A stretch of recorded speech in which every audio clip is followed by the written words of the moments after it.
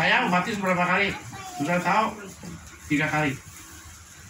Permulaan saya ikut GKI karena baru bertobat yang sampai menjago itu, ya menjago itu.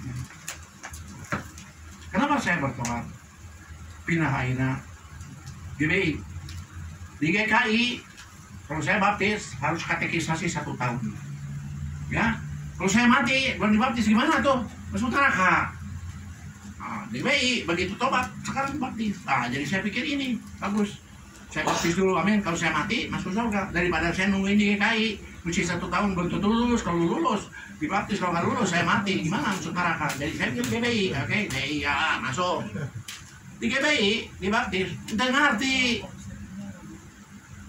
bahwa Yesus itu berkuasa pakai darah Yesus. Darah Yesus kan Yesus sudah mati 2000 tahun yang lalu. Dari mana? Tak ngerti.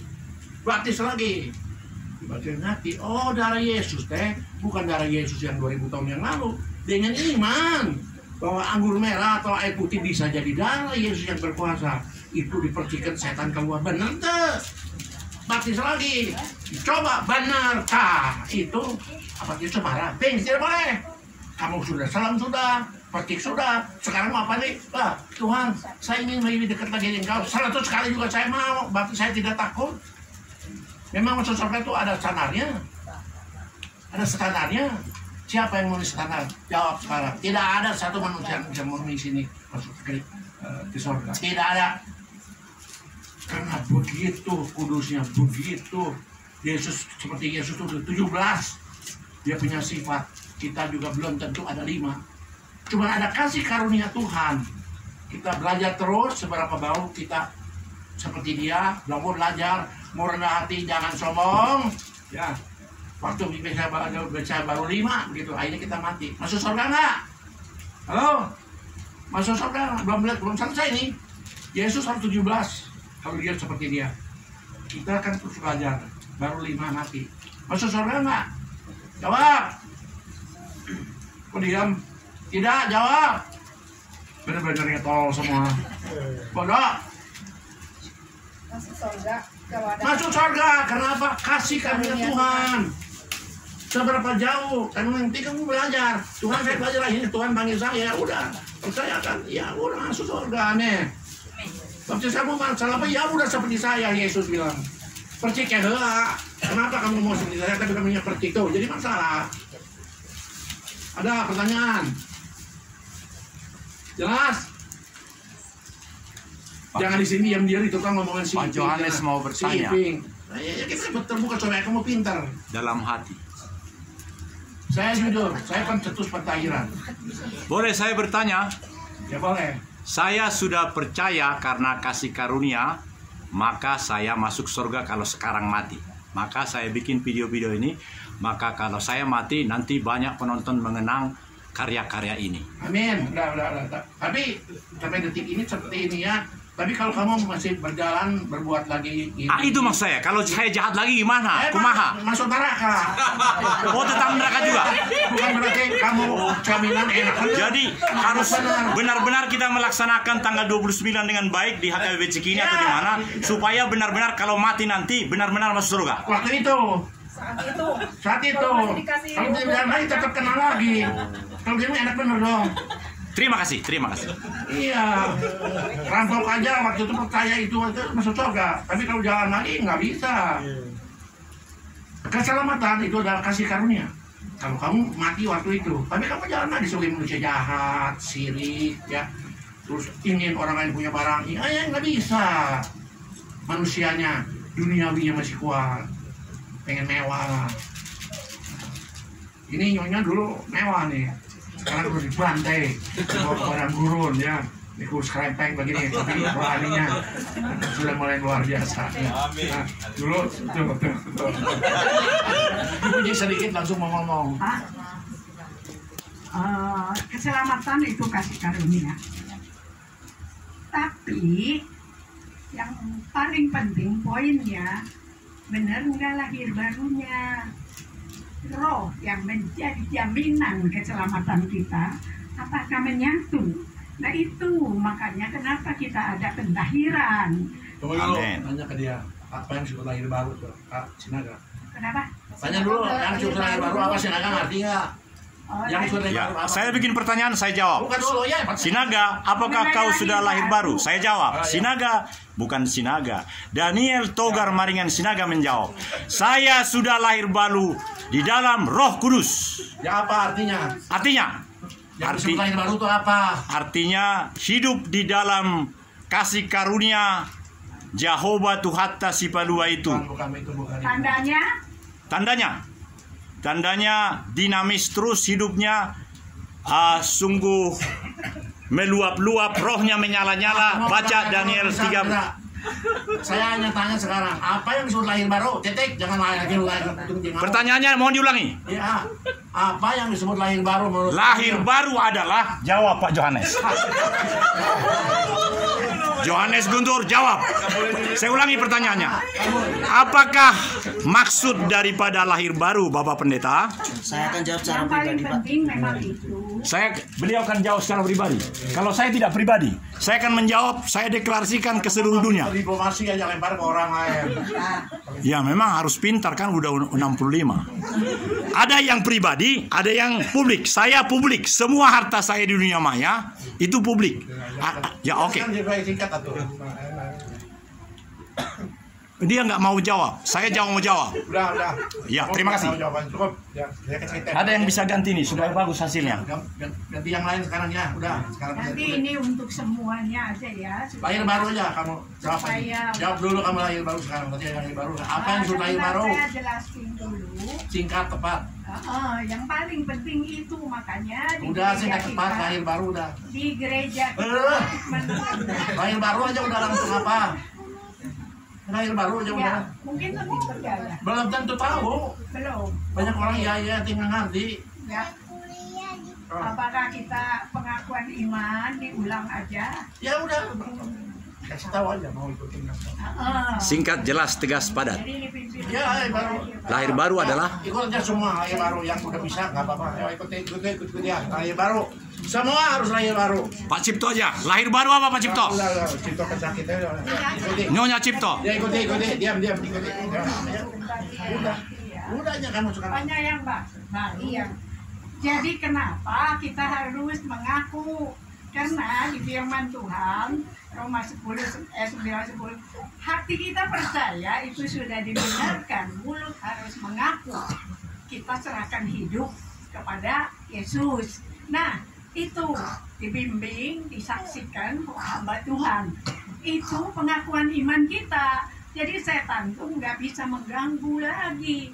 Kamu tuh belum pernah mengaku, kamu nggak tahu mau siapa Tuhannya. Nah, itu. Jadi kita harus mengaku.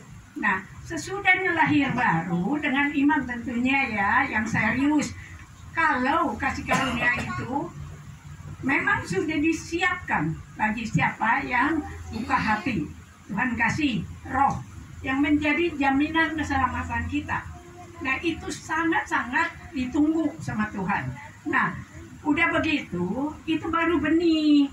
Karena ada Roh Kudus, kita mulai mengerti, mulai bertumbuh, rindu cari Dia. Nah, dari situ iman kita bertumbuh. Tapi itu masih nggak cukup terus. Tuhan kan rencananya bukan sampai lahir baru, bukan sampai pentahiran. Banyak orang rasa saya udah ditahirkan, udah berapa kali. Bukan itu, prosesnya Udah, sekarang yang penting lahir baru aja udah. Langsung lahir baru. Lahir baru aja udah. Mau dikasih penjelasan sedikit waktu ya. Lahir baru. Boleh. Panjang juga mau sampai besok. Lahir baru adalah mematikan tabiat-tabiat kita yang lama, yang tidak berkenan di hadapan Tuhan Yesus, dan akan belajar seperti Tuhan Yesus melalui kasih karunia tadi. Kita belajar mengikuti Yesus, menjalankan kasih karunia. Kalau nggak ada Roh Kudus kan nggak bisa. Ibu boleh belajar. Nah, makanya yang benar ini ya, yang benar ini lihat kan. Ya, itu ya, makanya sekarang udah dengerin omongan saya. Lahir baru. Lahir baru Ya. dulu aja ya. Baru aja dulu semua. Oke, ikuti ya doanya ya. Yang masih Rasanya saya belum pernah serius Ikuti aja kalau mengundang. merasa itu nggak ikuti juga nggak apa-apa. Tentu dalam hal ini Saya mau mengikuti. kan lihat hati ya, nggak bisa Ya, dipaksa. Jadi kitanya harus nanti ngaku dosa sendiri. Nggak usah semuanya, mungkin waktu terbatas. Nanti bisa kalau keingat ngaku lagi. Yuk, ikuti ya doanya. Bapa dalam surga, Bapa dalam surga, saya mengucap syukur saya mengucap syukur untuk kasih karuniamu. untuk kasih karuniamu. Engkau lahir ke dunia ini Engkau lahir ke dunia di ini, atas kayu salib, mati di atas kayu salib, pada hari ketiga, bangkit pada hari ketiga. dan kuasa kebangkitanmu Dengan kuasa kebangkitanmu bisa mengampuni bisa mengampuni semua dosa kesalahan. semua dosa kesalahan saya. Tuhan Yesus, Tuhan Yesus, ampuni semua dosa kesalahan saya. semua dosa kesalahan saya Dari lahir sampai sekarang, sengaja tidak sengaja, sengaja atau tidak sengaja, sebagai berikut. Sekarang masing-masing ya, masing-masing diingatkan Roh Kudus. Roh Kudus bukakan memori dosa apa saja yang harus diakui di hadapan Engkau. Tanda hatinya sungguh-sungguh mau bertobat, hatinya benar-benar mau ikut Engkau. Bukakan memori masing-masing, dengar pengakuan dosa mereka. Ampuni Tuhan, ampuni. Engkau datang untuk itu. Saat ini anak-anakmu mengaku dan mau serahkan hidup. Engkau pasti berkenan ampuni semua, sucikan oleh kuasa darah-Mu. Nah, ikuti lagi ya. Nanti ada yang lupa di rumah boleh minta ampun lagi. Terima kasih Tuhan. Terima kasih Tuhan. Dengan iman saya percaya. Dengan iman saya percaya. Saat ini Engkau sudah ampuni semua dosa kesalahan saya. Semua dosa kesalahan saya. Sehingga saya sudah dibenarkan. Saya berani menghampiri Engkau. Membuka hati saya. Dengan sungguh-sungguh. Mengundang Roh Allah. Roh Kristus. Roh Kudus. Masuk ke dalam hati saya. Menjadi satu dengan roh saya. Dan saya mau serahkan sisa hidup saya ke dalam tangan-Mu. Engkau yang menjadi Tuhan dan Juru Selamat saya. Engkau menjadi Raja dalam kehidupan saya. Terima kasih Tuhan atas anugerah-Mu. Saya percaya mulai hari ini nama saya sudah tercatat di buku kehidupan di dalam surga.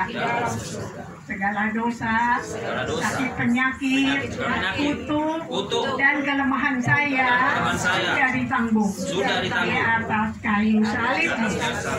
Terima kasih atas anugerah-Mu.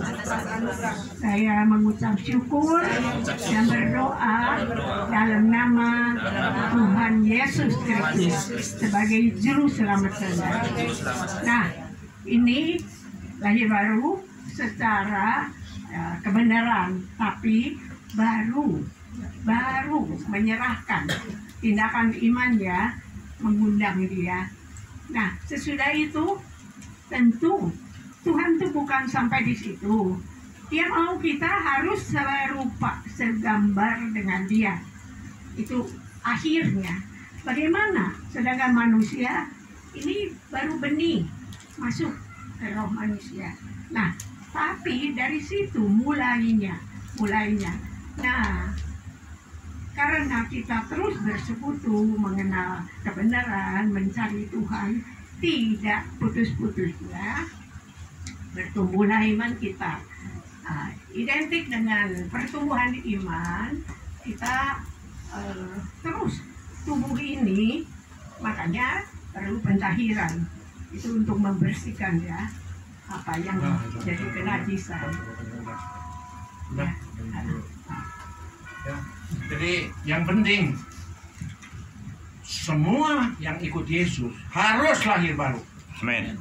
Kalau baru ikuti hari ini, dicatat hari ini tanggal berapa, bawa saudara? Tanggal 6 Juli. Dicatat ya, tanggal 6 bulan Juli yang belum lahir baru, sekarang saudara sudah lahir baru. Berarti mengaku semua dosa sudah Tuhan ampuni dan Roh Kudus sudah ada di dalam diri kita. Kalau orang Kristen tidak ada Roh Kudus, tidak lahir baru, dia tidak punya power, tidak ada kuasa. Dulunya begitu-begitu kekuatan manusia. Hari si capek. Tapi kalau kata Roh Kudus, nanti dengan mudah naik ke atas. Ayo, Pak Johan, sini. Seru-serunya nih. Sini. Kalau kamu tadi itu senang ya. Sini aja, Pak. Tapi buang kemaluannya ya. Ini semua bodoh, kita ngerti, nggak ada yang pintar. Semua belajar ya. Jangan gengsi saya yang pintar, nggak ada. Semua jago bodoh. Nah, jadi untuk yang lahir baru ini sangat-sangat penting. Orang Kristen kalau tidak lahir baru, percuma jadi orang Kristen, hanya mulut. Sekarang lahir baru karena kasih karunia Tuhan, ampuni semua dengan iman. Kalau ini hari mati yang sudah menerima lahir baru ini, saya jamin masuk surga. Tapi besok belum tentu. Kalau saudara berbuat jahat lagi, curi orang lain uang, terus kebohong, terus pengen duit, pelayanan pengen uang, perpuluhan, gerejanya pengen buat gereja berapa kayak tong sendiri. Ya, orang lain bilang harus perpuluhan, dia selalu udah dapat sama Tuhannya perpuluhan. Kemana dia punya uang? Dia ngasih nggak perpuluhannya? Ayo, tak salah juga dia. Suruh anjurin jemaatnya perpuluhan. Dia dapat sekarang perpuluhannya dari gereja, dari mana? Dia sendiri perpuluhannya kemana? Banyak sama Tuhan juga jangan bilang buat diri sendiri aja tuh, dosa juga. Makanya ini mesti hati-hati. Ya, pendeta siapapun kita semua sharing. Tidak pandang nggak usah malu atau nggak malu. Yang malu itu sombong. Ya, saya juga manusia. Saya nggak pintar, saya bodoh. Ya, kalau ada Roh Kudus baru saya pintar. Tapi itu mesti mau sharing. Amin. Nah, sekarang kita kalau semua ingin diberkati Tuhan, kita harus masuk ke padang gurun. Padang gurun ini dipersiapkan oleh Tuhan Yesus juga 30 tahun sebagai Tuhan dan bagi manusia 30 tahun mempersiapkannya. Baru dibawa oleh Roh Kudus ke padang gurun. Di padang gurun itulah nanti diproses oleh setan, diuji. Benar nggak dia tuh anak Allah? Setelah dia mengalahkan setan, baru di situ dia buat mujizat. Orang lumpuh jalan, si setan, buain orang sakit, baru di situ spektakulernya keluar. Kita juga kan mau seperti dia. Ya, kita mau seperti Yesus kan? Jadi kita mesti lahir baru tuh. Yesus juga lahir baru. Yesus juga baptis Roh Kudus. Kalau saudara tidak baptis Roh Kudus, saya bukan murid Yesus. Amin. Ya, ciri-ciri orang yang baptis Roh Kudus apa? Dan jangan mulut. Minimal ada tanda itu. Bahasa roh. Amin. Bahasa roh berarti orang itu sudah dibaptis Roh Kudus. Cuman jangan dibuat-buat. Diraba-raba, kita jadi hamil. Tak, itu dibuat-buat. Diraba-raba ya tentu jadi hamil. Ya, Ibu ya? Nggak ngerti sih, Ibu. Belum ngerti ya? Masya Allah. Jadi bahasa roh itu jangan dibuat-buat. Harus betul-betul dari Tuhan. Nah sekarang banyak kan, saya rindu Pak Iping dibaptis Roh Kudus. Tapi Tuhan tolong. Tapi mulai nggak terus nggak akan keluar 5 tahun lagi nggak. Sekarang saudara kapan hari minta Tuhan dipenuhi bahasa Roh supaya saya ada tanda bahwa saya kepenuhan Roh Kudus. Diam aja betem, nggak akan keluar 5 tahun lagi ya. Gimana caranya Bu? Jawab. Supaya saya bisa kepenuhan Roh Kudus. Bagaimana jawab? Bagus, nggak apa-apa, jangan ngurusin malu. Banyak juga yang nggak tahu, saya tahu. Jadi kalau bahasa roh itu mesti dikeluarkan dari kata-kata kita. Kalau mau keluar, saya pakai cekemoceng, pukulin aja. Baru keluar. Ngerti? Jadi bahasa roh itu harus dikeluarin dari diri kita. Cuman jangan disetel dari kita nanti. Baru itu Tuhan. Jadi kalau kepenuhan Roh Kudus sudah tahu, ya, dari Tuhan bukan kekuatan dari kita. Nah, kemudian kita harus yakin bahwa benar nggak ini baptis Roh Kudus kepenuhan Roh bahasa saya benar nggak kan bisa gitu ya. Jangan saya punya bahasa roh, iman saja percayalah. Atau mujizat nggak bisa keluar. Belum berarti ya. Saya orang eksak, saya apoteker. Saya setelah dibaptis Roh Kudus, kata saya dengan iman, benar kan nih saya dibaptis Roh Kudus? Saya coba. Waktu saya hari Minggu baca Alkitab, itu tiba-tiba ada burung yang suara tidak enak, burung orang mati. Cuit, cuit, cuit, cuit, cuit, cuit. Burung apa itu namanya? Burung hantu ya? Cuit, cuit, cuit, cuit, cuit, cuit. Waduh, bener-bener ini mengganggu ya. Saya lagi baca firman, ada burung hantu bercuit-cuit hari Minggu pagi-pagi. Saya lihat burung itu kan jauh. Bagaimana caranya? Tuhan bagaimana caranya? Akan punya kuasa. Saya keluarin. Oh ya, orang masih kira dalam nama Tuhan Yesus, kalau setan mulai dulu aku usir, patahkan dalam nari, keluar, kamu terbang dari tempat ini. 5 menit benar hilang. Itu mah kebetulan. 5 menit terbang. Minggu kedua, saya baca lagi firman. Burung itu bunyi lagi. Saya usir lagi. Keluar lagi. Tidak percaya. Baru 2 kali. 3 kali datang lagi. Tes lagi. Keluar. 3 kali percaya. Di situ baru saya usir setan namanya Yesus, keluar. Kita harus yakin bahwa kita sudah dibaptis Roh Kudus. Harus dicoba. Jangan dengan iman-iman terus, dengan iman terus juga percuma. Kalau saya dengan iman percaya, nanti kalau saya mati masuk surga, tidak masuk surga. Kumaha? Ayo, hanya iman aja terus berbicara. Tapi pernah dipraktekkan. Iman itu harus dipraktekkan. Sekalipun belum kenal, belum praktek, tapi suatu ketika akan terjadi. Amin. Iman itu akan terjadi nggak? Iman itu akan menjadi kenyataan. Tapi harus terjadi. Jangan iman itu terus sampai pahit, iman terus neraka tuh. Oh, saya percaya masuk surga, iman terus sampai pahit atau neraka. Ayo. Makanya kita harus coba iman kita benar nggak sih, sudah benar. Benar nggak kita sudah bersih setan? Benar nggak kita sudah baca roh? Benar nggak kita sudah baptis Roh Kudus? Kita harus percobaan diri sendiri. Maka kalau itu dicoba sama saya, nggak usah malu-malu. Kamu tuh sudah dites supaya saya aja jangan saya mah iman sendiri, jangan begitu. Diperlihatkan. Kalau ibu mendemonstrasikan saya ada pengalaman sendiri. Yang mesti setan dirimu bisa nggak dipermainkan ke orang lain? Kuasa Tuhan selalu dipermainkan orang lain juga bisa, amin. Untuk diri dia sendiri bisa, untuk orang lain juga bisa. Itu baru benar, amin. Kalau untuk diri sendiri mah, itu setannya mungkin cek diri sendiri bukan cek orang lain. Kalau itu setan nyata tuh di orang lain gua, kayak keluarin, bisa nggak? Jadi kita terus praktek, amin. Amin. Nah demikian pun di padang gurun. Yesus setelah dibaptis Roh Kudus dengan kepenuhan Roh Kudus, dengan kepenuhan. Kalau belum kepenuhan Roh Kudus yang tidak dibawa ke padang gurun, dengan kepenuhan. Kepenuhannya apa? Ya sudah ditahirkan, dia sudah pengurapan, dia punya power misi setan, dia punya kuasa kesembuhan, dia bisa memberitahu orang ini sudah dipenuhi oleh Roh Kudus. Makanya Roh Kudus bawa Yesus ke padang gurun. Di sana pun Yohan, dia perlu meditasi 40 hari puasa, amin, makan. Setelah puasa, setelah cukup, dia punya pengalaman daripada persiapan untuk ke padang gurun ini. Baru iblis datang, cobain dia. Ya, dicobain dia karena dia sudah ada power, artinya dicobain, kalah. Akhirnya iblis kalah, akhirnya dia menang. Setelah menang, di situ ada pekerjaan Tuhan yang luar biasa didemonstrasikan oleh Tuhan Yesus setelah 30 tahun ke atas. Amin.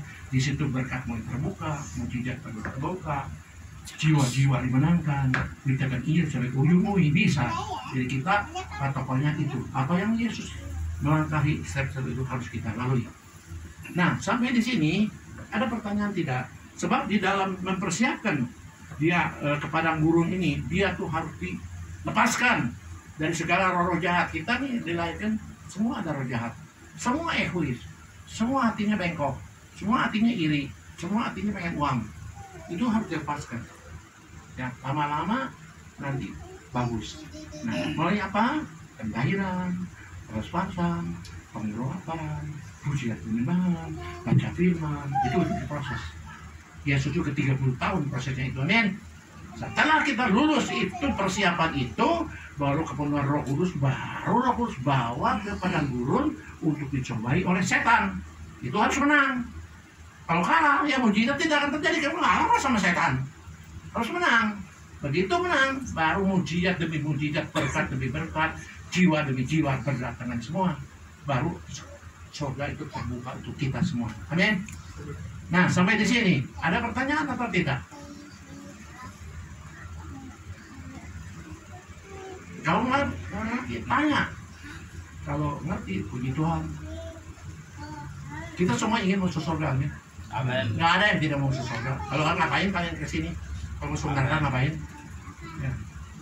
Saya mau bertanya Pak. Ya, silakan. Ini teringat tadi bertalian dengan perkataan Bapak kan Ya. mengusir setan. Ya. Saya pernah baca Pak yang kisah Rasul ya, anak Skewa. Ya. Anak Skewa ini kan mengusir Pakai nama setan. setan, iya, boleh, Nah, bisa. ternyata waktu diusir setan, dia Ditanya sendiri dia. yang dicabik-cabik. Ya. Iya, Kenapa? padahal dia mengusir setan dalam nama Tuhan Yesus, Pak. Apakah orangnya yang belum bertobat atau gimana, Pak? Dia kenapa? Ya, dia bukan pakai kuasa Tuhan. Dia pakai nama Tuhan Yesus, tapi Roh Kudusnya belum ada di dalam. Makanya lahir baru penting. Dia nggak pakai nama Tuhan Yesus, tapi nggak ada Roh Kudus, saya bagaimana bisa? Amin. Jadi Roh Kudus ini penting. Ya, kalau dia ada Roh Kudus di dalam nama-nama Yesus, dia kasih keluar. Ya, pendeta sekarang, ya, ada setan. Dalam nama Yesus setan keluar. Apa keluar? Bisa keluar nggak? Pendeta, ada kalau setan dalam nama Yesus setan keluar. Bisa keluar nggak? Nggak bisa. Harus bisa. Nggak bisa. Karena Roh Kudus ada dalam diri pendeta itu. Roh Kudus baru, makanya Iya. sebab Roh Kudus. Kalau Roh Kudus tidak ada dalam diri pendeta Nggak itu, bisa. ya turun aja dia, jangan jadi pendeta lagi. Ya, tapi banyak mau jadi pendeta. Apa Iya. keduluan? Karena pendeta itu Epeng. harus mengagungkan Roh Kudus itu. Iya, tapi banyak sekarang namanya epeng. Epeng lebih penting. Nah, musik setan sedikit, nggak ada 10% saya tahu. Boleh kumpulin pendeta-pendeta yang ada di sini. Tidak ada 10% yang musik setan. Ya, khotbah mah pintar semua juga, khotbah mah pintar khotbah mah. Tapi musik setan nggak bisa. 10% yang bisa. Jujur saja. Halo, sudah. Ada pertanyaan nggak sampai sini? Ada pertanyaan nggak? Wajah Ini kasih loh, semua ya sudah ini mengerti ini bukan betul sembarangan ini. loh. Pendeta juga belum tentu bisa setan semuanya. Contoh, pendeta besar. Siapa? Stephen Tong. Pendeta besar, luar biasa firmannya, luar biasa firmannya. Seperti Yesus. Musik setan nggak bisa, saya tahu dia. Kenapa? Dia nggak baca Roh Kudus. Dia nggak bisa berbahasa Roh, katanya bahasa Roh sesat. Mati deh. Hanya firman jago. Memang guna-guna setan tidak bisa mempengaruhi dia karena dia firmannya kuat. Tapi musuh setan tidak bisa. Yesus aja 100% 30 tahun tidak bisa musuh setan, tidak bisa kalau dia tidak dibaptis Roh Kudus. Ciri orang yang berbaptis Roh Kudus yang benar-benar dia berbahasa roh, bukan dari dia, dari Tuhan. Firman tuh nggak bisa, malah mau bahasa roh itu sesat. Lu pintar sendiri, gua nih, Iping, nah bahasa rohnya ditabrak sama kereta api pecah-pecah. Sebelum suruh berbahasa roh, tuh dahsyatnya, hebatnya bahasa roh. Kalau saudara ngerti, jangan ngomong dulu sendiri, oh itu hati-hati tuh bahasa roh, nggak ada yang kenal, nggak, tapi Tuhan tahu. Saya waktu itu nyanyi, kalau tidak berbahasa roh sebelumnya, berbahasa roh, berdoa, pagi-pagi suruh berdoa. Balik dari kereta api suruh berdoa. Jam 2 kereta api bersilangan, saya ditimbuk oleh batu pecah sini, tidak luka, dahsyat nggak? Makanya saya bilang penting sekali. Bukan turutan kayak Stephen dong, dia memang pintar, tapi kita bukan turut manusia. Kita harus turut Yesus. Makanya saya harus belajar pada Yesus terus. Bahasa roh, iya kata kamu, diam saja, kamu nggak belum ngerti. Dulu saya juga beberapa itu mah didorong-dorong. Tunggu dulu, kamu juga belum ngerti. Nanti kalau udah ngerti, baru dia mau iya. Lebih baik kita lambat bicara, amin. Banyak mendengar, lambat berbicara, menghakimi. Jangan menghakimi, beri sendirinya tolong.